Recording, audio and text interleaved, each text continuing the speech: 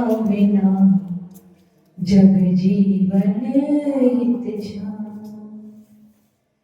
जय बोलो अनंत सत परमेश्वरी भगवान की जय बोलो देवादिदेव श्री कुंठनाथ भगवान की। मैं एक चीज सीख के आई हूँ वहां से। क्या सीख कर आई हूँ कि जयकारा बहुत अच्छे से लगाने का है ना। जब तक जयकारा अच्छे से नहीं लगता था तो वहां पे जो साधु थे वो शुरू ही नहीं करते थे। तो मैं सीख कर आई हूँ, आप लोग भी अच्छे से जयकारा लगाना। तो जय बोलो देवादिदेव श्री कुंठनाथ भगवान की जय। जय बोलो परम पूज्य दिव्य तपस्या जैसे सुंदर साधु जी देव की जय। जय बोलो परम पूज्य आरिका श्रीमती माता जी की जय। आरिका संघ की जय। जिनवाणी माता की जय। श्रीमद जैन धर्म की जय। माता जी के चरणों में वंदना करते हुए, शिलक जी के चरणों में इच्छा भी करते हुए आगम के शब्दों को आपके समक्ष रखने का प्रयास करते हैं। तो हम बात कर रहे थे विचारों की, भावनाओं को भाने की, कि अगर हम जैसा विचार करेंगे वैसे वैसे हमारा जीवन क्या होगा, अच्छा बनेगा या बुरा बनेगा। अच्छे विचार करेंगे तो अच्छा बनेगा, बुरे विचार करेंगे तो बुरा बनेगा। जिस दृष्टिकोण से, जिस एंगल से हम अपने जीवन को देखेंगे वैसा हमारा जीवन बनता चला जाएगा। जीवन की वास्तविकताओं को हमें जानना है, उसे पहचानना है। अगर हम ये मानते हैं कि भौतिक सुख जो 5 इंद्रियों के विषय है उनमें सुख है, तो हमारा जीवन का कोई भी अभी अर्थ नहीं है। हमने वास्तविकता को जाना नहीं। हमने ये माना कि जो सुख है वो क्या है, आत्मा में सुख है, आत्म सुख ही वास्तविक सुख है। जो इन 5 इंद्रियों के विषयों से परे जो सुख है वही वास्तविक में सुख है। इस चीज को जब हमने एक्सेप्ट कर लिया, जब हमने मान लिया, तो हमारा क्या होगा, हम वो सही दिशा में बढ़ने लगेंगे। सही दिशा की तरफ हमारा क्या होगा, जीवन आगे बढ़ेगा। तो हमने उसको अगर लक्ष्य बनाकर चले तो हम क्या कर पाएंगे, मोक्ष तक पहुंच पाएंगे।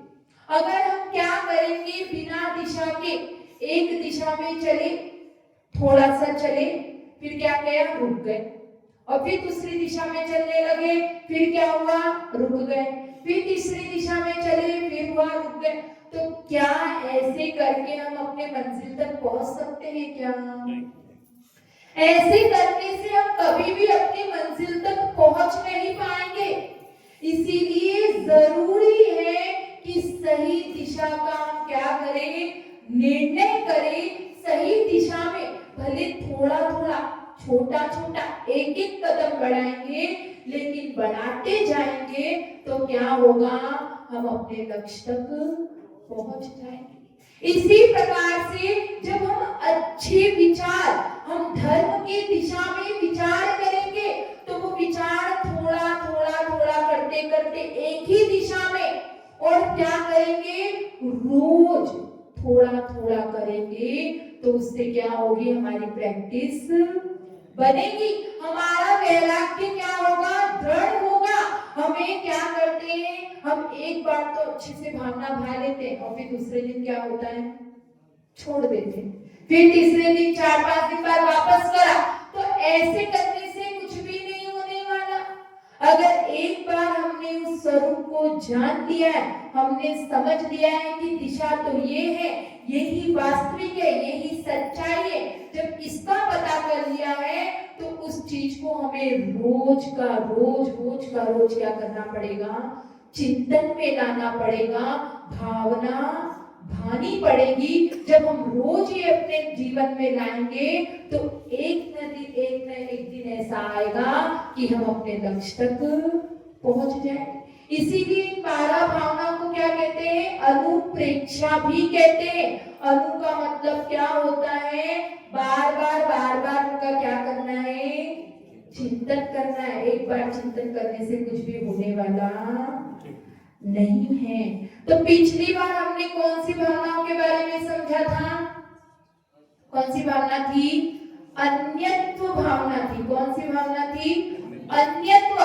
अन्यत्व भावना में हमने समझा था कि ये शरीर ही मेरा नहीं है।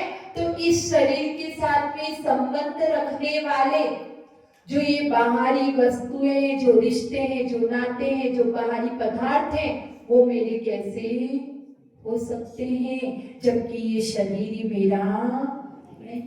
लेकिन हम देखते हैं, जब हमें पता चलता है भेद विज्ञान से, तो हम मान लेते हैं कि ये शरीर मेरा नहीं है।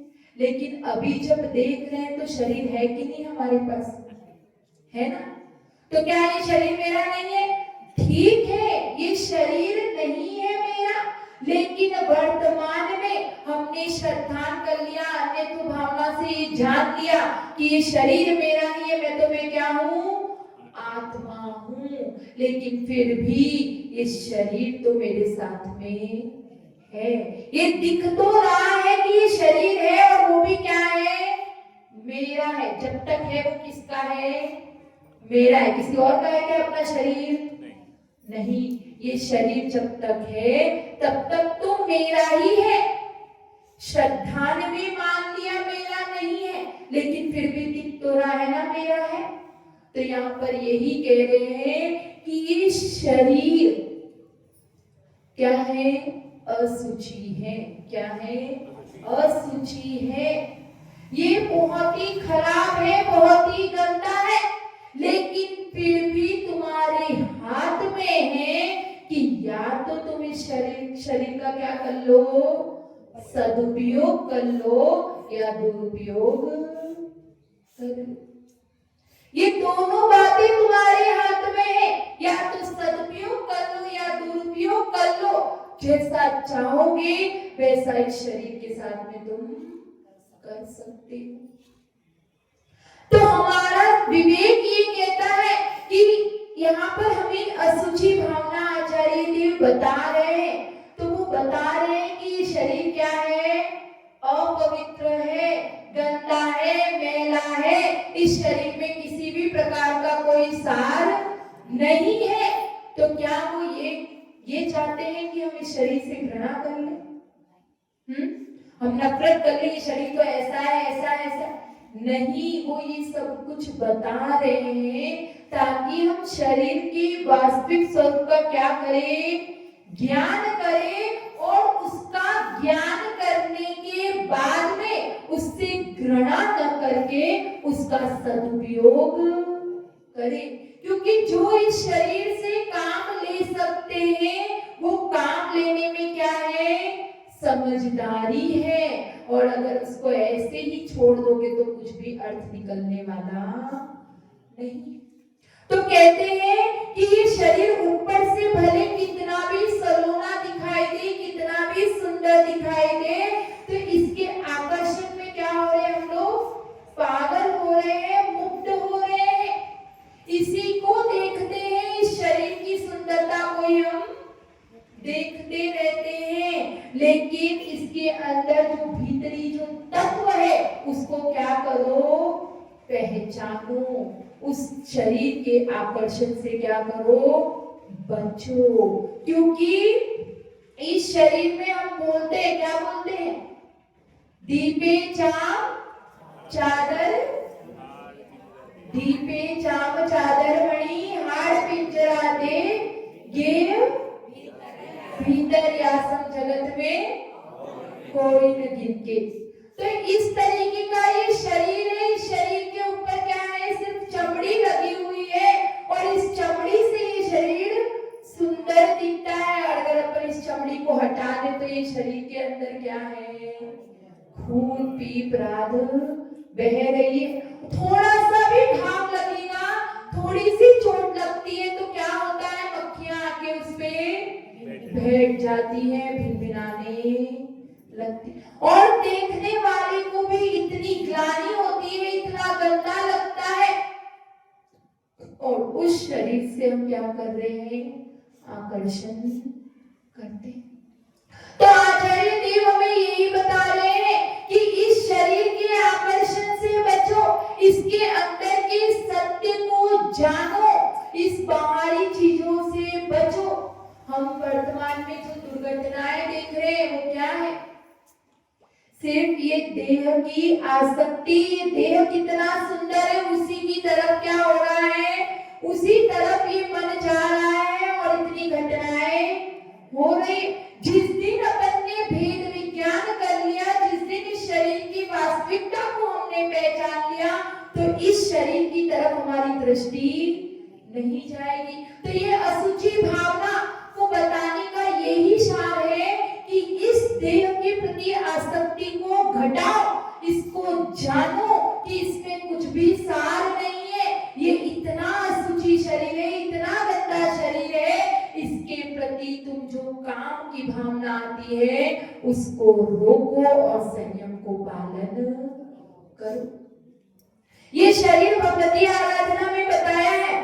क्या बताया है कि इस शरीर की उत्पत्ति कैसे होती है? कोई जानता है क्या कैसे होती है? पढ़ा है क्या? तो यहाँ पर लिखा है कि भगवती आराधना में गाथा नंबर 1008 में बताया है कि इस शरीर की उत्पत्ति कैसे होती है। स्टार्टिंग के 10 दिन में वो जीव कैसे रहता है? जिस प्रकार से तांबा और चांदी को मिला लो तो वो कैसे एकदम लिक्विड फॉर्म में रहता है। लिक्विड फॉर्म में आप चांदी और तांबा को मिलाओ तो जो मिश्रण बनता है उसको यहाँ पर कहते हैं कलर। तो जो माता पिता के रज और वीर्य से मिलकर वो 10 दिन तक तो कलल अवस्था में रहता है। फिर बाकी के 10 दिन वो काला कलर की अवस्था में रहता है। और फिर आखिरी का जो 10 दिन है महीने का, 1 महीने का बता रही हूँ, स्टार्टिंग के 10 दिन में कैसा रहेगा? कलर अवस्था में। फिर बाकी के 10 दिन में कौन सा रहेगा? काला कलर की अवस्था में। और उसके बाद में तीसरे नंबर पे जो 10 दिन में रहेगा वो कैसा रहेगा? स्थिर रहता है, मतलब वैसा का वैसा वो लिक्विड फॉर्म में बना रहता है। फिर उसके बाद में दूसरे महीने में वो क्या होता है? बुलबुले की तरह रहता है। जिस प्रकार से बुलबुल होता है, बुलबुले की समान वो रहता है। और तीसरे मास में वो थोड़ा सा कड़ा हो जाता है, मतलब थोड़ा सा ठोस हो जाता है, सॉलिड फॉर्म में हो जाता है। फिर चौथे मास में, जो 4th महीने में क्या होता है कि मांस का पिंड हो जाता है, ठीक है। और 5वें महीने में क्या होता है? जो 2 हाथ है, जो 2 पैर है और एक सिर है, वहां पर उसके अंकुर फूट जाते हैं। और 6ठे महीने में अंग और उपांग बन जाते हैं। और 7वें महीने में क्या होता है कि चमड़ा, मांस और नाखून बन जाते हैं। और 8वें महीने में वो पेट में घूमने लगता है और 9वें या 10वें महीने में वो बाहर आ जाता है। तो इस प्रकार से इस जीव की उत्पत्ति, इस शरीर की उत्पत्ति होती है। और फिर उसके बाद में इस शरीर में क्या क्या है? 300 हड्डियां हैं, 700 शिराएं हैं, 300 संधियां हैं, और उसके बाद में 500 शिराएं हैं, उसमें मज्जा है, नाखून है, दांत है, और न जाने रक्त की वाहिकाएं हैं, धमनी है, शिराएं है, लंग्स है, और आमाशय में 16 शिराएं। तो ऐसे करके ये पूरा शरीर बना हुआ है। तो इतनी अशुचि इस शरीर में है, इतना गंदा अपवित्र ये शरीर है। इस शरीर के माध्यम से हमारा क्या हुआ है? जन्म हुआ है। और ऐसा ये शरीर क्या है? अपवित्र है। तो इसको जानो और इसका बार बार क्या करो? चिंतन भी करो। क्योंकि क्या है, जानते तो डॉक्टर्स भी जानते कि नहीं जानते? डॉक्टर पूरा चीरफाड़ करके पूरा पता करते कि अंदर क्या है, कैसा है, कितना गंदा है, पूरा खोल देखते हैं। लेकिन फिर भी उन्हें उसके प्रति वैराग्य नहीं होता है, उनका ये विवेक जागृत नहीं होता है कि कैसा ये शरीर है, हम किसमें अपनी बुद्धि को लगा रहे हैं। लेकिन यहाँ पर हमें आचार्य देव कह रहे हैं कि इसको जानो भी और इसको पहचानने के बाद में चिंतन में भी लाओ हटाओ आसक्ति अपनी, घटाओ और उससे दूर हटो, इस शरीर का सदुपयोग कर लो।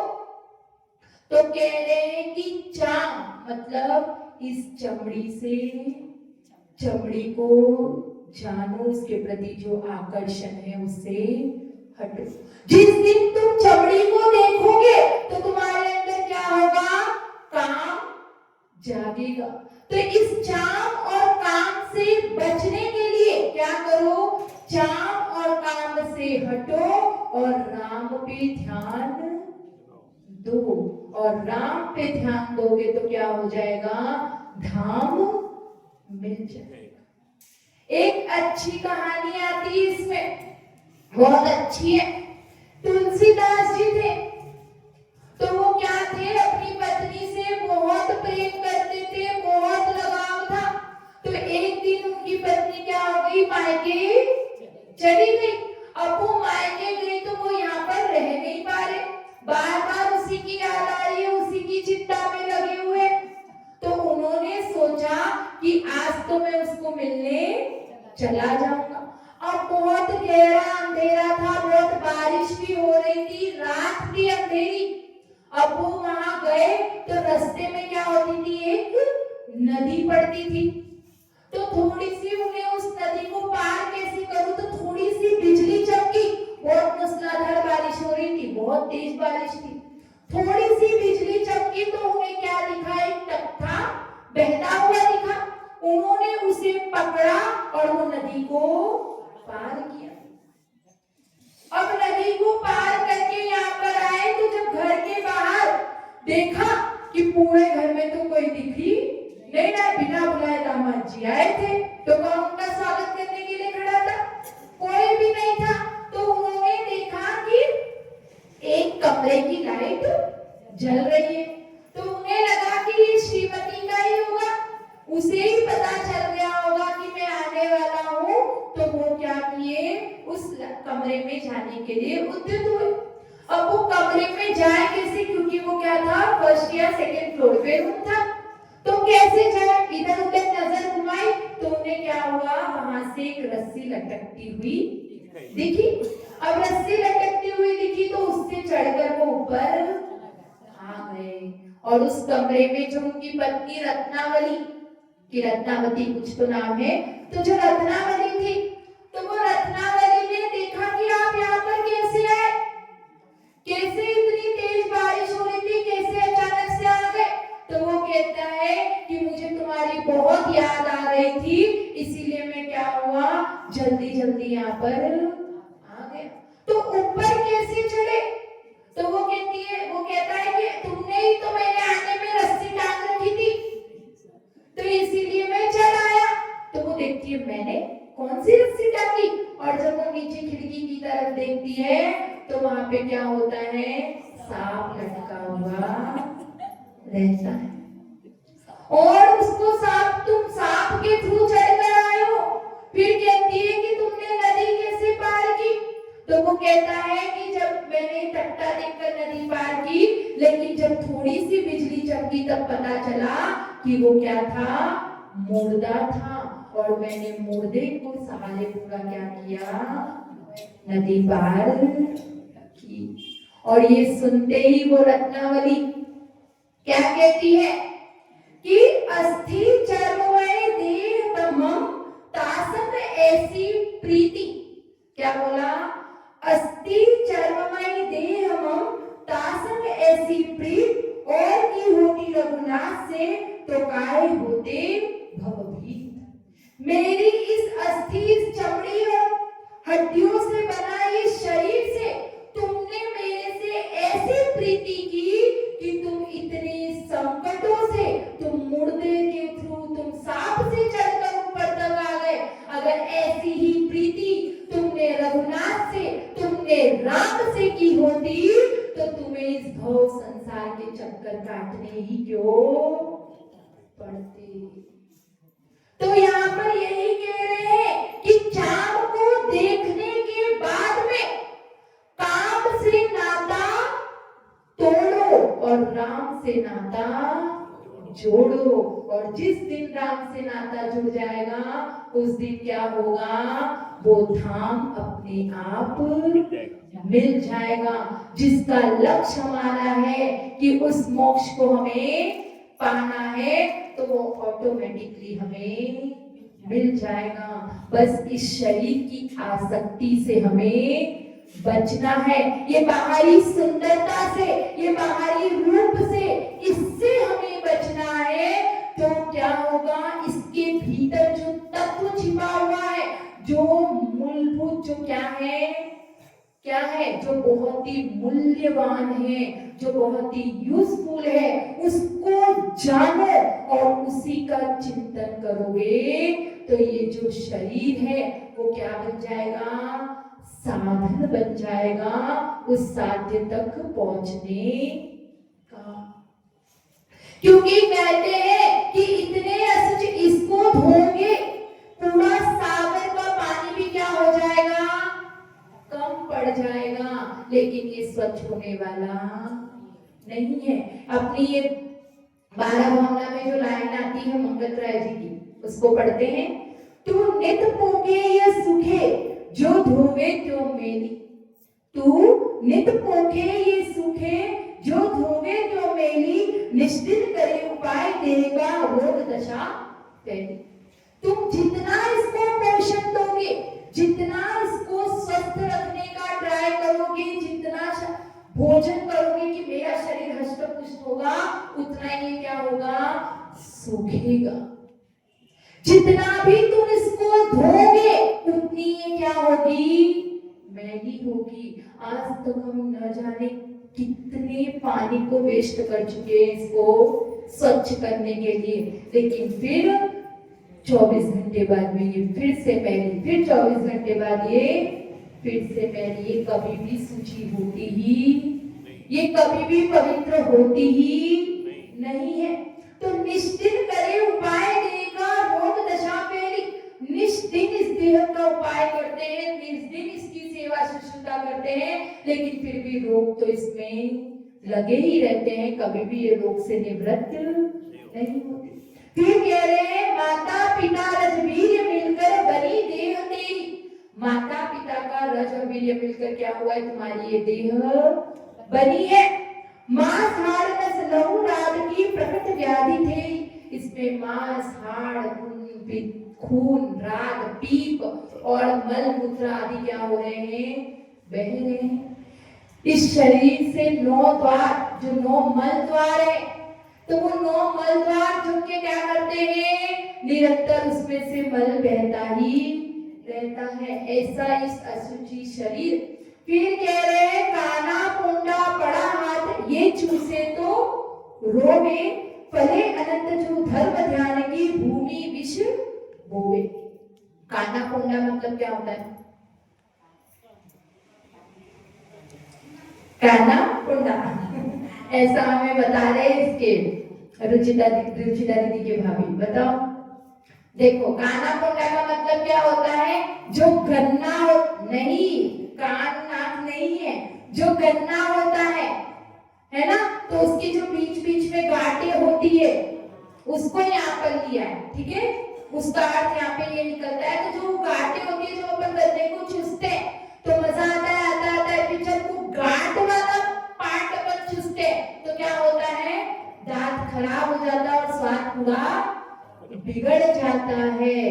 तो उसी प्रकार से तो क्या कह रहे हैं, चूसे तो रोवे, तो क्या करता है, वो चूसता है तो रोता है, लेकिन उसी को अगर काट के उसके टुकड़े कर करके उसको जमीन में बोएगा तो क्या होगा, और गन्ने उगेंगे और वो गन्नों को चूसेगा तो फिर मीठा मीठा फल मिलेगा। उसी प्रकार से इस शरीर का उपभोग करोगे, इसका यूज करते जाओगे, पंचेंद्रियों के विषयों में करोगे तो क्या करोगे, रोगे। और अगर इस शरीर का सदुपयोग कर लिया, इसका यूज कर लिया, इसमें रत्नत्रय को धारण कर लिया तो क्या होगा, क्योंकि कहते हैं इस शरीर की सारता किसमें है, रत्नत्रय को धारण करने में। स्वभाव आदोष जो गाए रत्नत्रय पवित्रते, फिर आगे क्या है, निज गुप्सा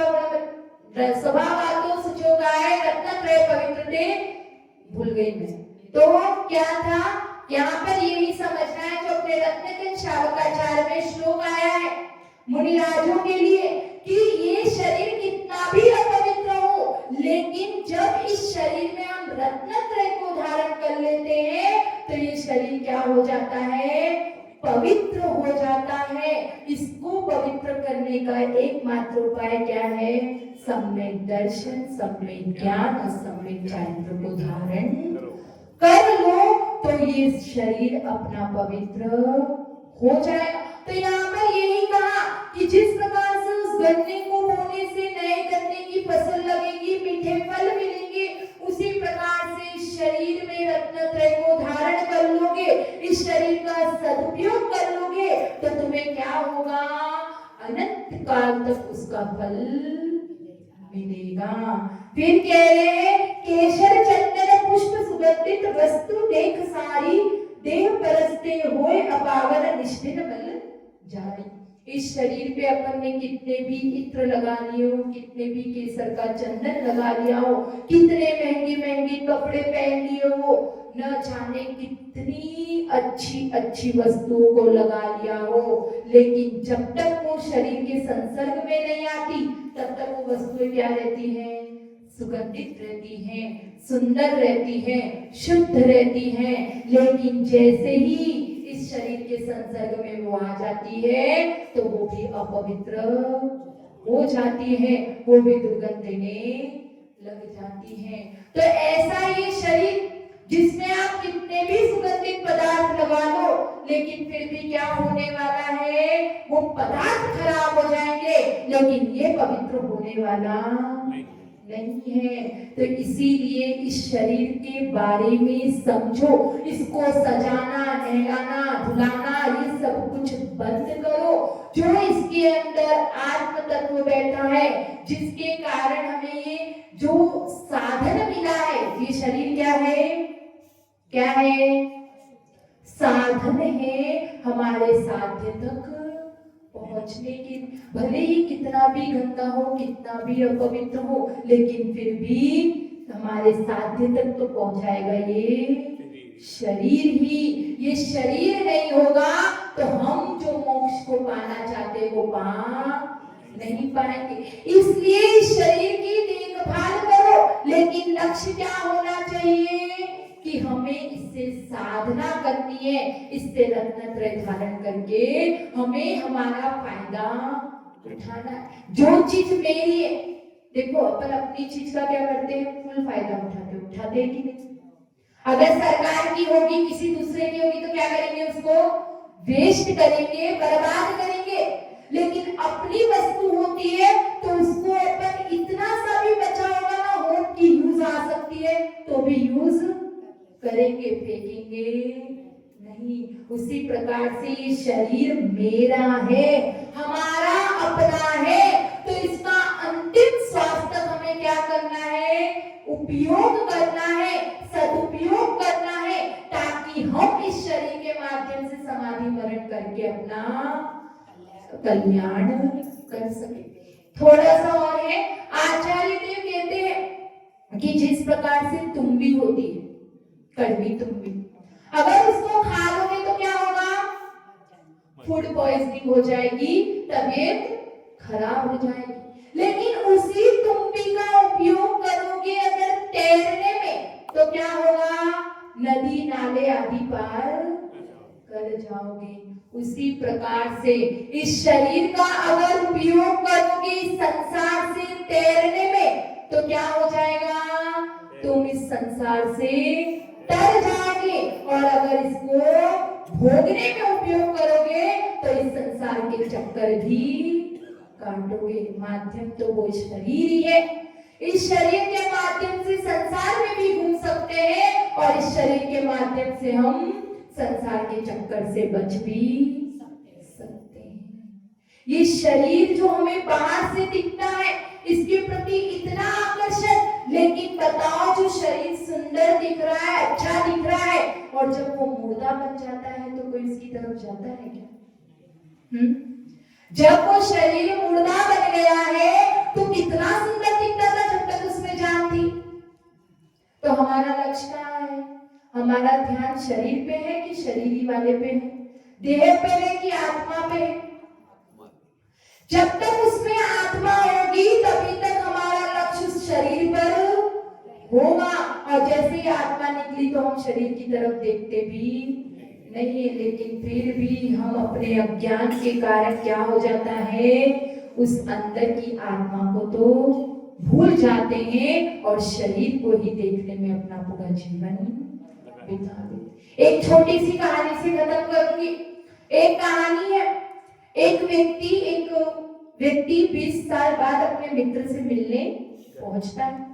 अपने मित्र से मिलने पहुंचता है तो उसका मित्र देखकर उसे बहुत खुश होता है कि यार तुम इतने 20 साल बाद मुझसे मिलने आए, कैसे आए, तुम तो बहुत दूर रहते हो। तो वो कहता है कि मेरे पास एक घोड़ा है और वो घोड़ा क्या करता है, बहुत ही मेरे को जहाँ जाना होता है वहाँ आराम से और जल्दी ले आता। तो वो बोलता है कि अच्छा तुम्हें घोड़ा लेकर आया, अब मैं तुम यहाँ बैठो, जो तुम्हें लेकर आया है उससे तो एक बार में मिलकर आओ। और वो बाहर जाकर घोड़े से मिलने जाता है और घोड़े को मिलकर वो उसी के पास में क्या करता है, तुम कितने अच्छे हो, तुमने मुझे मेरे मित्र से मिलवाया, और उसी की देख रेख में लग जाता है और अपने मित्र की तरफ उसका ध्यान जाता ही नहीं है। और उसको देखकर लोग आसपास के कहते हैं कि तुम 3 दिन से इस घोड़े को ही नहला रहे हो, धुला रहे हो, खिला रहे हो, पिला रहे हो, इतनी इसकी सेवा क्यों कर रहे हो? तो कहता है कि ये घोड़ा कितना अच्छा है, इसने 20 साल बाद मुझे अपने मित्र से मिलवाया, इसलिए मैं इसका इतना ध्यान रख रहा हूं। तो वो व्यक्ति कहता है, जो आए होते वो कहते हैं कि तुम इस घोड़े को इतना कर रहे हो तो तुम्हारे लिए वो मित्र कितना मूल्यवान हो, अपने मित्र से मुझे मिलवाओ।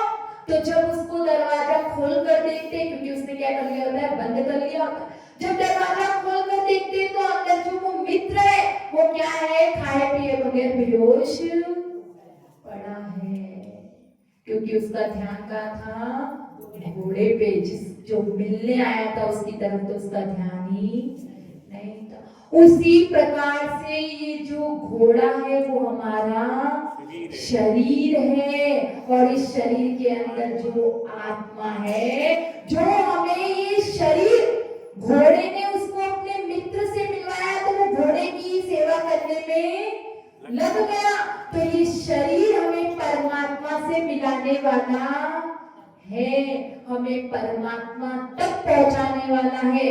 लेकिन हम क्या, ये शरीर हमें परमात्मा से मिलाने वाला तो शरीर की ही सेवा करने में लगे हुए हैं, उस मित्र की तरफ उसका ध्यान नहीं था। उसी प्रकार से हमारे अंदर जो आत्म तत्व है, जो परमात्मा बनने की शक्ति रखता है, उस तरफ हमारी दृष्टि ही नहीं है। तो यहाँ पर कह रहे हैं कि अपने उस मालिक का, अपने उस आत्मा का चिंतन करो और उसको अपने जीवन में बार बार चिंतन करने से अपने जीवन में अनुभव भी करो कि आत्मा भी कुछ है और उस आत्मा के प्रति मेरा कर्तव्य है, क्योंकि ये मनुष्य पर्याय में ही हम उसको प्राप्त कर सकते हैं।